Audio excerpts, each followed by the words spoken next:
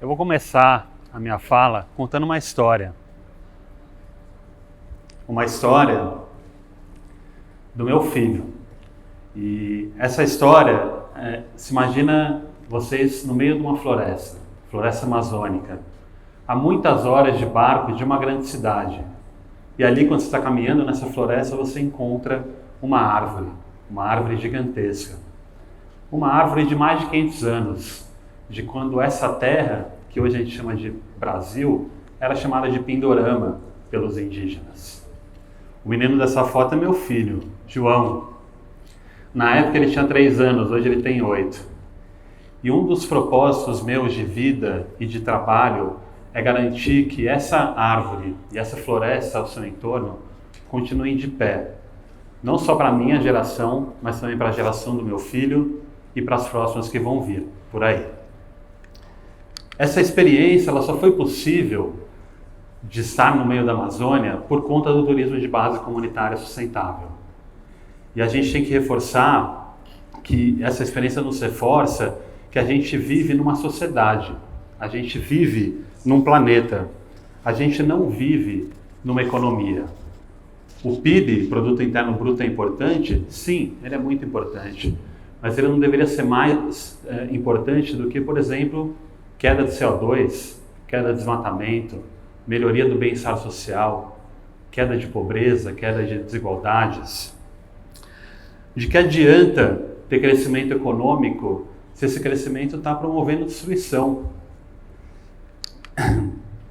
É por isso que eu acredito muito no negócio social. Eu disse que esse é meu trabalho, né? Mas o que é negócio social? Negócios sociais são empresas, assim como muitas outras, que através da sua venda de produtos e serviços, elas geram vendas, pagam seus impostos, pagam o salário dos funcionários, dos seus colaboradores, remuneram seus sócios, mas eles podem e devem gerar lucro. Os negócios sociais, eles existem para resolver problemas sociais e ambientais. Eles são uma mensagem de esperança no mundo de hoje. Só que ela tem uma diferença muito básica. Esse lucro que é gerado, ele tem que ser 100% reinvestido. Porque o objetivo aqui não é aumentar a distribuição de dividendos dos sócios, gerar mais desigualdade. O objetivo é garantir que esse dinheiro retorne dentro da empresa e maximize o impacto social e ambiental. Esse conceito, ele não é novo. Ele foi desenvolvido pelo professor Muhammad Yunus, em Bangladesh. Na década de 70, o professor Yunus, como professor de economia, ele foi entender por que a pobreza existia. Ele saiu na rua e começou a conversar com as pessoas. Essas pessoas tinham atividades econômicas, mas tinham uma coisa muito em comum. Elas deviam muito dinheiro para agiotas. Então elas pegavam dinheiro emprestado para desenvolver sua atividade econômica e não conseguiam pagar porque os juros eram muito altos. Ele resolveu fazer um experimento. Ele pegou um grupo de 42 mulheres, emprestou um volume total de $27, um dinheiro pequenininho. E aí algo que muita gente não acreditava aconteceu. Elas pagaram de volta esse empréstimo. E a partir daí ele começou a aumentar cada vez mais essa operação e veio a se tornar um banco, o Banco Grameen. Esse banco hoje, ele já impactou milhões de pessoas em Bangladesh. Ele tirou milhões de pessoas da pobreza. Atualmente, ele tem mais de 10 milhões de clientes. 97% deles são mulheres. E a inadimplência, menor do que 3%. O Yunus brinca que os 3% são os homens. Mas brincadeiras à parte, o mais importante dessa história é que ele provou que é sim possível você empreender, criar um negócio e resolver problemas sociais. E aí nasceu o conceito de negócios sociais. E ele criou mais de 40 negócios sociais em Bangladesh. Eu tive a oportunidade de estar lá no passado e eu visitei alguns deles. Vários negócios, educação, saúde, agricultura, alimentação. Ou seja, é possível mesmo empreender. E esse conceito foi exportado para o resto do mundo. Eu conheci essa ideia a primeira vez em 2011, quando eu fui fazer meu mestrado nos Estados Unidos. Nessa foto aqui eu estou no meu primeiro dia de aula. Depois de muitos anos no mercado corporativo, eu tinha um desejo muito forte de não voltar mais para esse mercado. Apesar de admirar muito, não é o que eu queria mais. Eu não sabia ainda o que ia acontecer nessa minha trajetória, mas eu sabia uma coisa importante, o que eu não queria mais. E no meu segundo mês de curso, eu me deparei com o conceito de empreendedorismo social. E ali eu percebi que era possível empreender, trabalhar, ter uma renda e gerar impacto socioambiental positivo. Eu que tenho uma cabeça de negócio e um coração social, ali eu consegui me enxergar mais no mundo. Eu vi que tinha um caminho a ser construído. E foi ali também que a minha definição de sucesso mudou. Até então, eu imaginava que sucesso era ter um bom trabalho, ter dinheiro, trabalhar numa empresa conhecida. Foi isso que foi nos ensinado, né, por muito tempo. Passava na TV, hoje passa nas mídias sociais, né, luxo, status. Mas eu fui vendo que sucesso é muito maior que isso.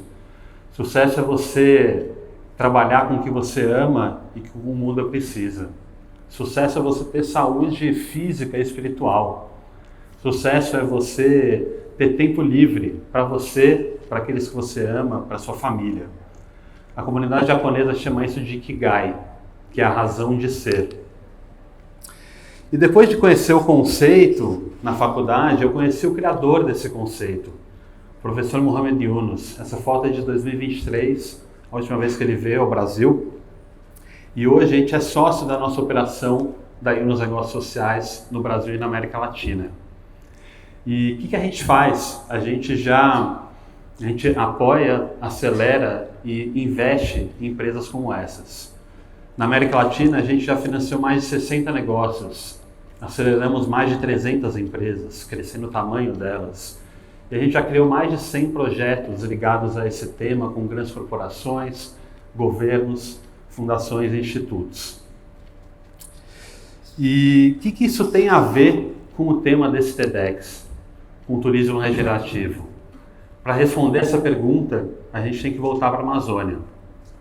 Uma das vezes que eu fui lá, mais recentemente, eu tive uma experiência com uma dessas empresas que eu mencionei, que a gente apoiou e investiu. A Poranduba Amazônia. Essa empresa conecta turistas com a comunidade local, com os empreendedores. No turismo regenerativo não tem espaço para exploração predatória. Tem que ter sempre ganha-ganha. A floresta tem que ganhar, a comunidade local tem que ganhar. Isso aconteceu em Tumbira. Tumbira é uma comunidade onde 40 famílias, cerca de 40 famílias ribeirinhas e indígenas moram e fica a 1h30 de barco de Manaus. Hoje Tumbira é uma referência em turismo comunitário, mas nem sempre foi assim. Esse é Tumbira no mapa, perto de Manaus, ali na beira do Rio Negro. Há cerca de 2 décadas atrás, a principal atividade econômica da região era a extração ilegal de madeira. Imagina esse trabalho. É um trabalho insalubre, perigoso, ganha pouco, ninguém quer estar ali, a verdade é essa. Mas como era a única atividade econômica na região, era onde as pessoas trabalhavam, né? Eles tinham que alimentar a sua família. E não dá pra gente criticar os indígenas e os ribeirinhos. Se a gente quer uma floresta de pé, a gente tem que ouvi-los e trabalhar junto com eles para regenerar esse espaço. E essa transformação que foi acontecendo em Tumbira. Essa região virou uma região de desenvolvimento, uma reserva de desenvolvimento sustentável do Rio Negro, e a atividade econômica migrou de extração ilegal de madeira para agricultura sustentável, manejo florestal e turismo comunitário. Hoje, toda a comunidade vive do turismo. Eles possuem ali suas pousadas, seu restaurante, seus barcos. E uma dessas histórias, um desses agentes de mudança é o Roberto. O Roberto trabalhou muitos anos com extração ilegal de madeira. Ele brinca que hoje ele ganha o dobro do que ele ganhava sem fazer nada. Só conversando com as pessoas, tomando café, conversando com turistas, com pesquisadores, estudantes que vão até Tumbira conhecer o que tem ali. E numa dessas conversas, quando eu estava lá, eu perguntei a ele: Roberto, você já precisa de alguma dívida? Porque você tem uma empresa, certo? E ele falou: acho que eu precisei. Depois de muitos nãos, eu consegui um empréstimo. Taxa de juros 4,7% ao mês. Isso dá 75% ao ano. e num prazo de 2 anos, ou seja, um período muito curto para pagar uma dívida muito cara. Eu falei, Roberto, se eu te oferecesse uma dívida onde o custo dela é 1% ao mês, em um prazo de 4 anos, com apoio técnico, você vai receber ajuda, mentoria, conexões de negócio, você trocaria essa dívida? Ele fez uma conta rápida e falou, Chico, se eu pegar essa dívida, a minha parcela mensal vai cair para menos do que a metade. Ou seja, menos dinheiro de juros, mais dinheiro no bolso dele, da família dele e da comunidade. Alguns meses depois, o Roberto estava no nosso comitê de crédito e a operação foi aprovada. E a gente internamente disse, é para esse tipo de empreendedor que a gente existe. É um empreendedor que causa impacto social e ambiental positivo e hoje, infelizmente, não é bem atendido pelo sistema financeiro do Brasil. Mas por que Tumbira deu certo? Tumbira é um caso para a gente olhar. São alguns motivos. Tumbira resolveu se posicionar como um polo de turismo comunitário e sustentável. São muitos anos de educação empreendedora. As pessoas que estão ali foram capacitadas. A comunidade é muito forte. O coletivo é tão importante quanto o indivíduo. E esses empreendedores, os ribeirinhos, eles são donos dos ativos. São eles que são donos das pousadas, da floresta e também dos barcos. Então o dinheiro circula ali dentro. O Estado é presente.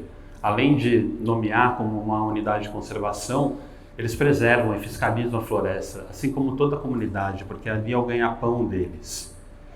Então, e eles também são muito bem localizados perto de Manaus. Tem uma palavra que a gente usa muito no empreendedorismo que é escala. Infelizmente, escala a gente não consegue adequar a esse contexto, porque a gente não está buscando empresas unicórnios que vão dobrar, triplicar de tamanho todo ano. A gente precisa de um modelo que conviva muito bem com a floresta. E aqui a palavra-chave é replicabilidade. A gente aprende como faz um lugar, vai lá e replica em outro. Para a gente ter várias Tumbiras nesse nosso Brasil de hoje. Tumbira não é um caso isolado, nem o Roberto, nem a Poranduba, nem o Yunus. Hoje em dia, existem milhares de negócios sociais no Brasil. Negócios que desafiam a lógica tradicional do capitalismo, negócios que regeneram vidas, regeneram o planeta. Existe um novo jeito de fazer negócio. E isso me motiva muito. Isso para mim é felicidade, isso para mim é propósito. E existe uma frase que me acompanha há muitos anos. Incômodo sem ação é ansiedade. Quando você está incomodado com algo, não age, você perde o sono, aquilo te deixa desmotivado. Agora, incômodo com ação é impacto. Pela minha experiência, a verdadeira força está nos territórios, está nas pessoas. E eu me coloco como um agente de mudança, humildemente ao lado dessas pessoas, para a gente fazer uma transformação conjunta. E eu convido a vocês a sonhar esse futuro e esse presente comigo, acelerar, construir esse futuro possível. Um futuro onde aquela árvore de 500 anos e toda a floresta ao seu entorno continuem de pé. Muito obrigado.